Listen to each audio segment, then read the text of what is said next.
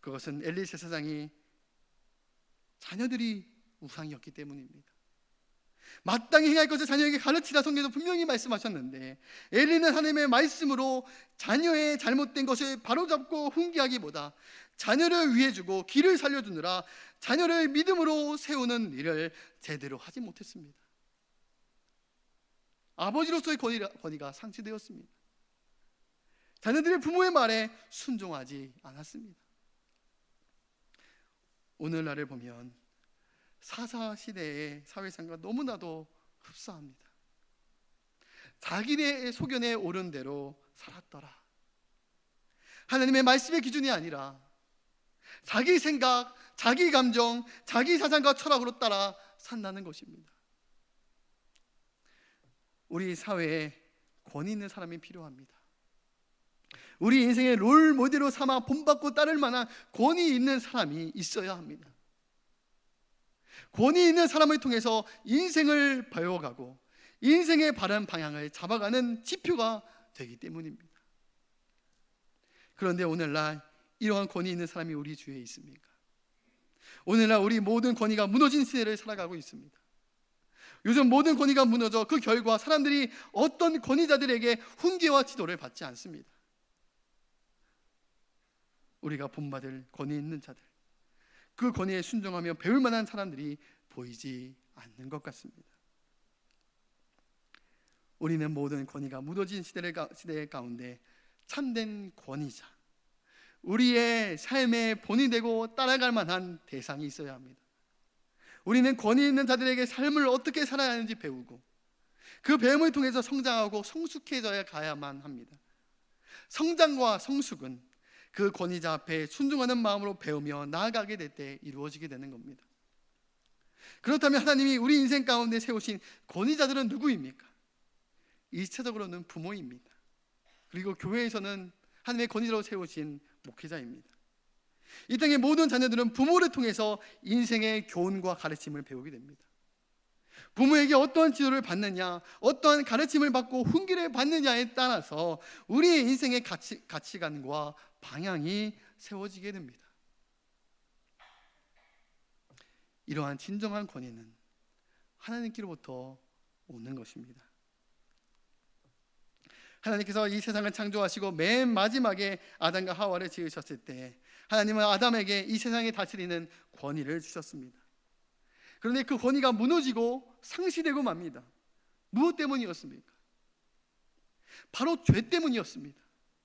아담이 하나님의 말씀을 거역하고 먹지 말라고 한 선악과를 따먹게 될 때 하나님이 주신 권위도 함께 상실되고 맙니다. 그리하여 그 죄악으로 땅을 다스리며 사는 권위가 상실되었고, 그래야 그 땅이 저주를 받아 가시덤불과 엉겅퀴를 내고 땅에 효력을 내지 못하는 일이 일어나게 되었습니다. 하나님이 주신 권위가 상실되어 마귀에게로 넘어가게 됩니다. 그 근거가 누가복음 4장 6절에 나와 있다는 겁니다. 이 모든 권위와 영광을 내가 내게 주리라. 이것은 내게 넘겨준 것이므로 내가 원하는 자에게 주노라 말씀하고 있습니다.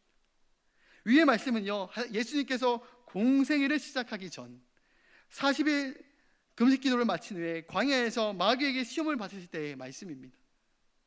예수님은 광야에서 마귀에게 세 번 시험을 받으셨는데 두 번째 시험이 천하만국을 보이며 이르되 내게 절하면 이 세상의 권위와 영광을 내게 줄 것이다 라고 말한 것입니다. 여러분, 마귀도요 권위를 가지고 있습니다. 마귀는 그 권위를 가지고 사람들을 죄악의 자리로 사단 앞에 발 앞에 복종하게 하여 사망의 길로 인도한다는 것입니다. 여러분, 세상 사람들을 보십시오.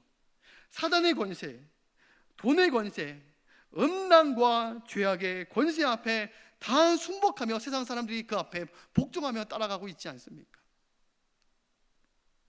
하나님은 원래 우리에게 권위를 주셨습니다. 그러나 우리의 죄로 말미암아 그 권위를 상실해버리고 말았습니다. 하나님은 부모된 우리에게 부모의 권위를 주셨습니다. 자녀는 부모의 권위 앞에서 배우고 성장해야만 합니다. 그런데 문제는요, 부모가 죄를 지으면 하나님이 주신 그 권위를 상실하게 된다는 겁니다. 만약 술 중독으로 매일 술에 빠져 사는 아버지가 있으면 어떻습니까? 매일 술에 매여 살고 술만 먹으면 아내와 자녀를 손찌검하는 분이 있다면, 자녀들이 알코올 중독에 빠진 아버지의 권위를 인정하며 존경하고 아버지의 말씀을 순종하며 따르겠습니까? 부모인데 부모가 서로 관계가 틀어지고 매일 싸운다.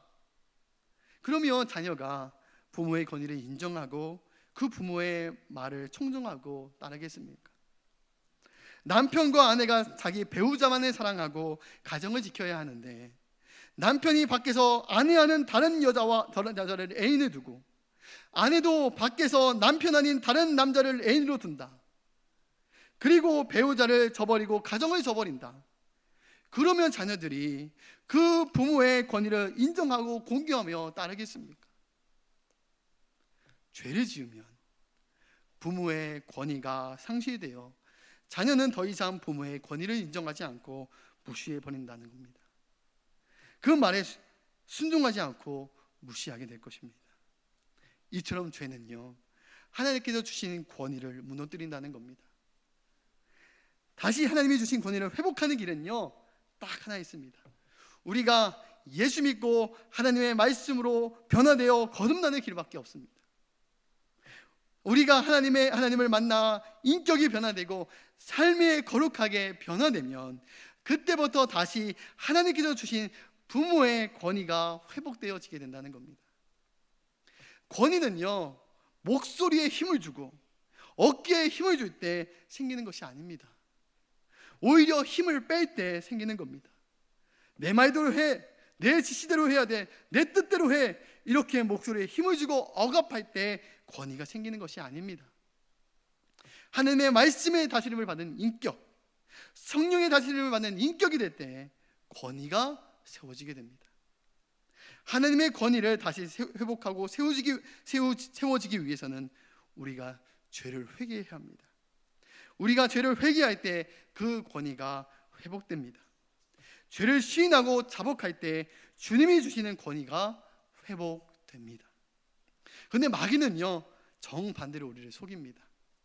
너가 죄를 회개하고 너의 잘못을 다른 사람에게 시인하면 그 사람이 너를 어떻게 생각하겠느냐, 너의 권위가 무너질 것이다, 너의 권위가 땅에 떨어지게 될 것이다, 너의 체면과 너의 위신이 깎이게 될 것이다 라고 마귀가 속인다는 겁니다.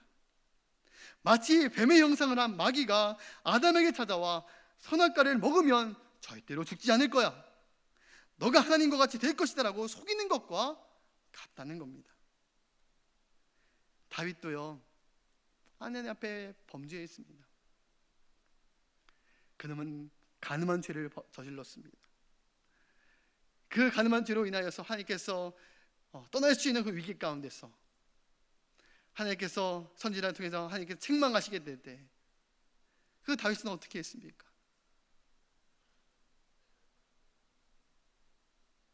다윗은 즉각적으로 자신의 죄를 깨닫고 회개하고 자기의 죄를 시인하며 하나님 앞에 돌아왔습니다.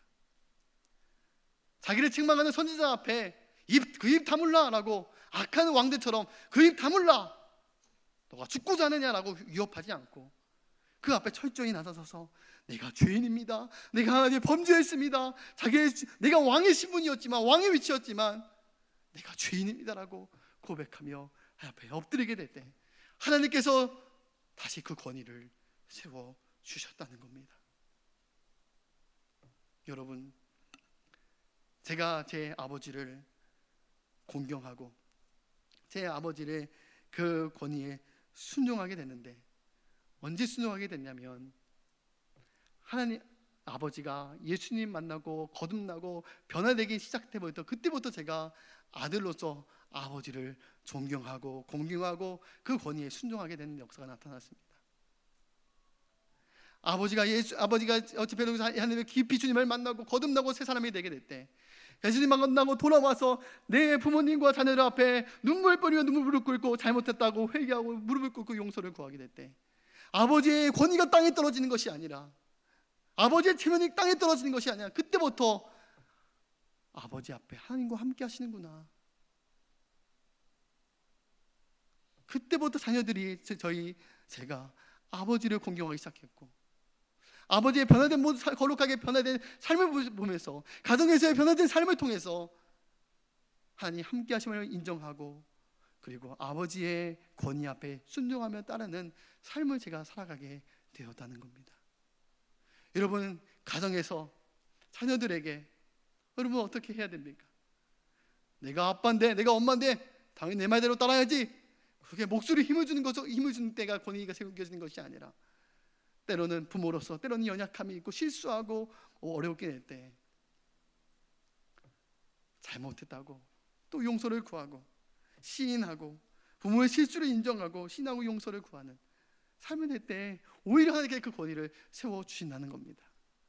저도 제 아들이 4살, 7살밖에 안 되는 어린 아이지만, 저도 그 아이와 약속을 지키지 못하고 내가 실수하고 내가 잘못했을 때, 제가 그 어린 아이지만 이 아들들에게 찾아가서 아빠가 미안해, 아빠가 잘못했어, 아빠가 이렇게 너에게 잘못된 말을 실수했네, 아빠가 약속을 지키지 못했네, 아빠가 너무 잘못했네 라고 제가 비록 어린 아이지만 잘못을 시인하고 고백하고 용서를 구한다는 겁니다.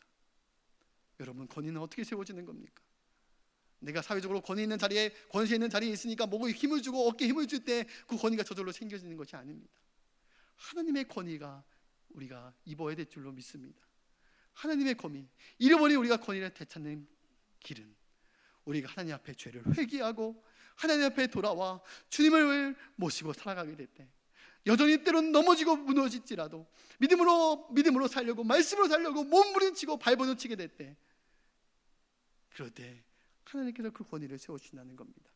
하나님을 닮아가는 거룩한 인격으로 변화되는 모습을 보게 될 때 그 권위가 다시 세워지게 된다는 것인 줄로 믿습니다.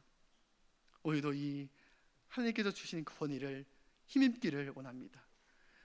교회의 권위가 세워지고, 부모로서의 권위가 세워지고, 직장에서의 성도로서의 권위가 세워지기를 원합니다. 권위의식이 아닙니다. 권위주의적인 것이 아닙니다. 권위입니다. 하나님이 주시는 권위입니다. 사랑하는 믿음의 성도들이 하나님의 그 권위를 힘입고 날마다 하나님의 거룩한 영향력들을 끼쳐나가는 저와 여러분이 되시기를 주의 이름으로 축원합니다. 기도하겠습니다. 사랑과 은혜가 충만하신